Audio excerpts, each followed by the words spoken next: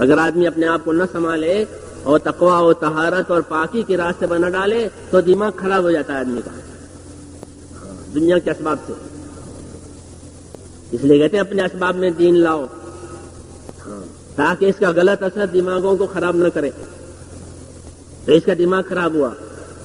انہو طغا، قرآن نے فرمایا طغا، یہ حد سے نکل گیا آگے. تو کہ میں خدا ہوں، یہ ہے میں خدا ہوں کا دعویٰ کہ میں کر سکتا ہوں سب کچھ. تب اللہ نے دل کو پریشان کر دیا. یہ مثال دے رہا ہوں کہ تب اللہ نے دل کو پریشان کیا اور دل میں پریشانی پڑی. اور دل میں پریشانی یوں پڑی کہ بنی اسرائیل جو ہیں ان میں کوئی ایک لڑکا پیدا ہوگا جس کی وجہ سے تمہاری حکومت ختم ہو جائے گی. یہ کسی نے سنایا اس کو، کسی نجومی نے سنایا ہو، پتہ نہیں کس نے سنایا. بہرحال ابھی ہوا نہیں ہے کہ ایسا ہونے والا ہے. اب اسے دل میں پریشانی کھڑی ہو گئی تو اس نے اپنی پریشانی کا علاج بنایا. وہی جو میں نے کہا گناہ سے علاج. اس نے کہا اگر یہی بات ہے تو بنی اسرائیل میں جتنے لڑکے پیدا ہوں انہیں قتل کرو. نقد ہاتھوں ہاتھ جس گھر میں لڑکا پیدا ہوا تو اسے مارو، جس گھر میں لڑکا پیدا ہوا مارو، چاہے کوئی بھی ہو. یہ اپنی پریشانی کا علاج اپنے گناہ سے کرنا، ظلم کے راستے سے مصیبت کو ہٹانا. یہ نمونہ اللہ نے ایک دیا ہے. تو بنی اسرائیل کی قوم بیچاری اس کے نظروں کے نیچے کمزور تھی، وہ کچھ کر نہیں سکتی تھی، اپنے دباؤ میں اس کو رکھا تھا.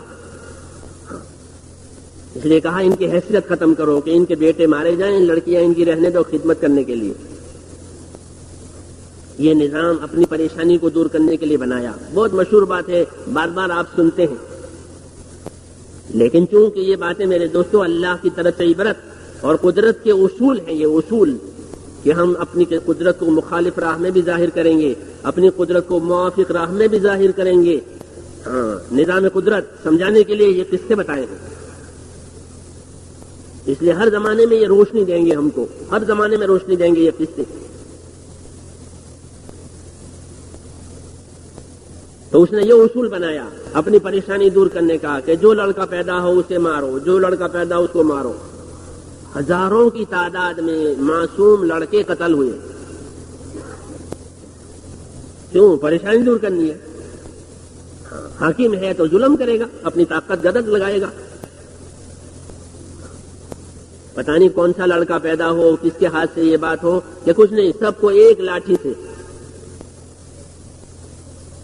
تو اس میں ہزاروں لڑکے مارے گئے بے گناہ. بغاوت ہے یہ اللہ تعالیٰ سے. تو ایسے انسانوں کے مقابلے میں اللہ اپنی قدرت کھڑی کرتے ہیں کہ اچھا دیکھو تم کرتے ہو کہ ہم کرتے ہیں، تمہیں بتائیں گے. اب ہم اللہ اپنی قدرت مقابلے پر لاتے ہیں. ظاہر بات ہے کہ جب اللہ کسی کے سامنے اپنی قدرت مقابلے پر لاوے گا تو وہ کیسے پنپ سکتا ہے؟ وَهُوَ الْقَاهِرُ فَوْقَ عِبَادِهِ. اللہ تو زبردست قدرت والے ہیں. بندوں کی کیا حیثیت ہے، مخلوق کی کیا حیثیت ہے. پہاڑ اس نے بنائے، آسمان اس نے بنایا، زمین اس نے بنائی، دریا سمندر اس نے بنائے.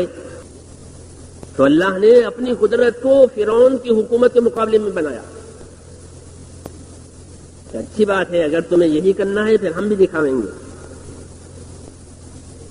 اپنی قدرت دکھلاتے ہیں تم کو. اور اپنے ارادوں کا اظہار ہوا، اللہ کے ارادوں کا اظہار ہوا. وَنُرِيدُ أَن نَّمُنَّ عَلَى الَّذِينَ اسْتُضْعِفُوا فِي الْأَرْضِ وَنَجْعَلَهُمْ أَئِمَّةً وَنَجْعَلَهُمُ الْوَارِثِينَ. کہ اچھا پھر ہمارا بھی ارادہ سن لو کہ جس قوم کو کمزور بنایا ہے اس نے، ہم اپنا احسان اسی پر کریں گے. نظام میں قدرت کہ تم نے اس قوم کو کمزور بنایا ہے تو ہم اپنا احسان انہی پر کریں گے اور دنیا میں بلندی انہی کو دیں گے. اور تیسرا کیا کہ تیسرا فیصلہ یہ ہے کہ فرعون کو ہٹائیں گے اور اس کی چیزوں کا وارث انہی کو بنائیں گے. یہ فیصلے ہیں قدرت کے.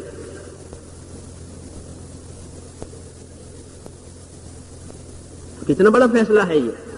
ہاں بالکل مسئلہ ادھر سے ادھر ہو رہا ہے، کیونکہ اس نے اپنی پریشانی کا علاج ظلم سے نکالا ہے کہ ہم ان کے سامنے نئی شکلیں لائیں گے. اب وَنُرِيَ فِرْعَوْنَ وَحَامَانَ وَجُنُودَهُمَا مِنْهُمْ مَا كَانُوا يَحْذَرُونَ، کہ فرعون کو، اس کے وزیر حامان کو اور اس کی فوجوں کو وہ حالات دکھائیں گے جس سے وہ گھبرا رہے ہیں.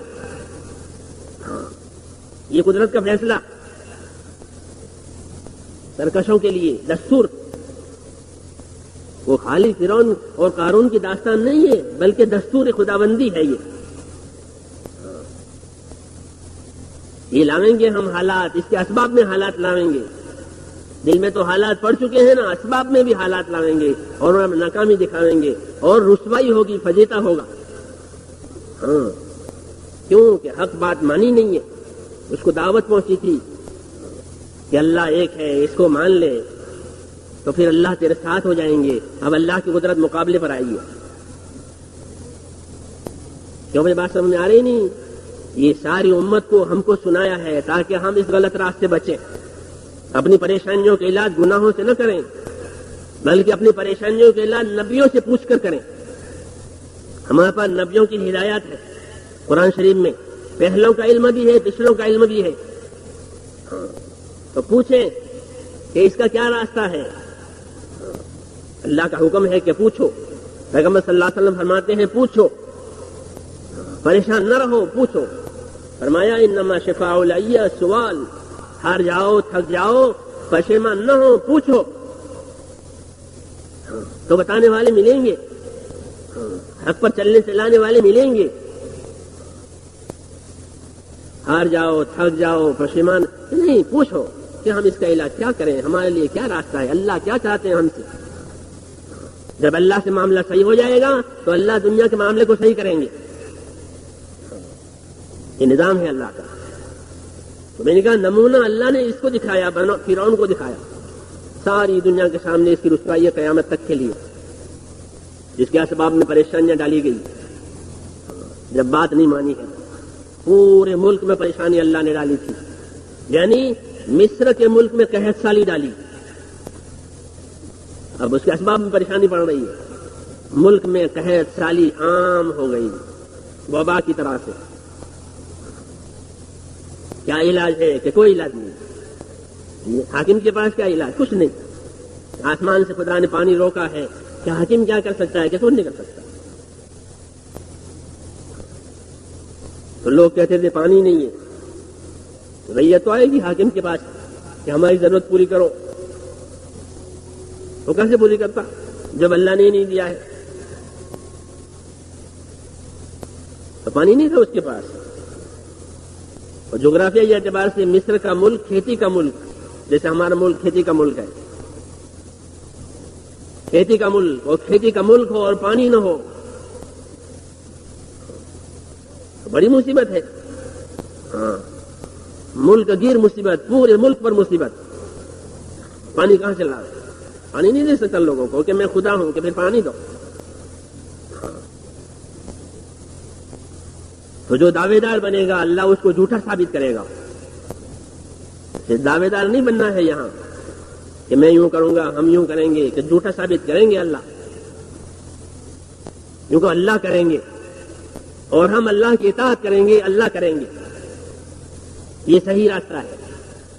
انی انا اللہ لا الہ الا انا فاعبدنی واقم الصلاۃ لذکری دعوت ہے کہ یاد رکھو میں ہی خدا ہوں، میرے سوا کوئی نہیں ہے عبادت کے لائق، لہذا میرے سامنے جھکو اور میری یاد کے لیے نماز قائم کرو.